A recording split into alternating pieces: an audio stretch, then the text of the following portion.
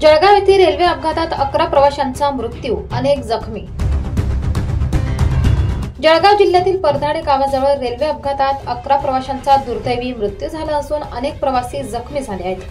ही घटना भुसावळहून मुंबईकडे जाणाऱ्या पुष्पक एक्सप्रेसमध्ये घडली। पुष्पक एक्सप्रेसमध्ये आग लागल्याची अफवा पसरल्यानंतर भयभीत प्रवाशांनी ट्रेनमधून उड्या मारल्या, परंतु समोरच्या रुळावरून येणाऱ्या कर्नाटक एक्सप्रेसने यातील काही प्रवाशांना चिरडले। या भीषण घटनेत 11 प्रवाशांना प्राण गमवावे लागले, तर काही प्रवासी गंभीर जखमी झाले आहेत।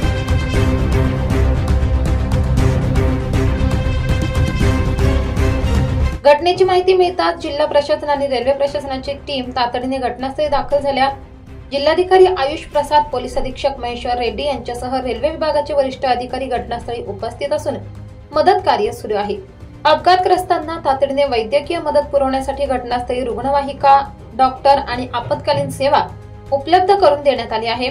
जखमींना जवळच्या रुग्णालयात हलवण्यात आले असून त्यांच्या उपचारासाठी विशेष व्यवस्था करण्यात आली आहे। या दुर्घटनेचे कारण जाणून घेण्यासाठी रेल्वे विभाग आणि पोलीस तपास करत आहेत।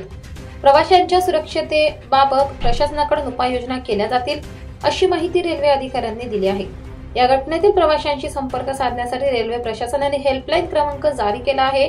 नागरिकांनी अधिकृत माहिती मिळवण्यासाठी या क्रमांकावर संपर्क साधावा।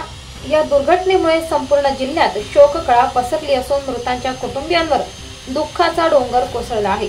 प्रशासनाकडून मृतांच्या कुटुंबियांना आणि जखमींना आर्थिक मदतीचे आश्वासन देण्यात आले आहे।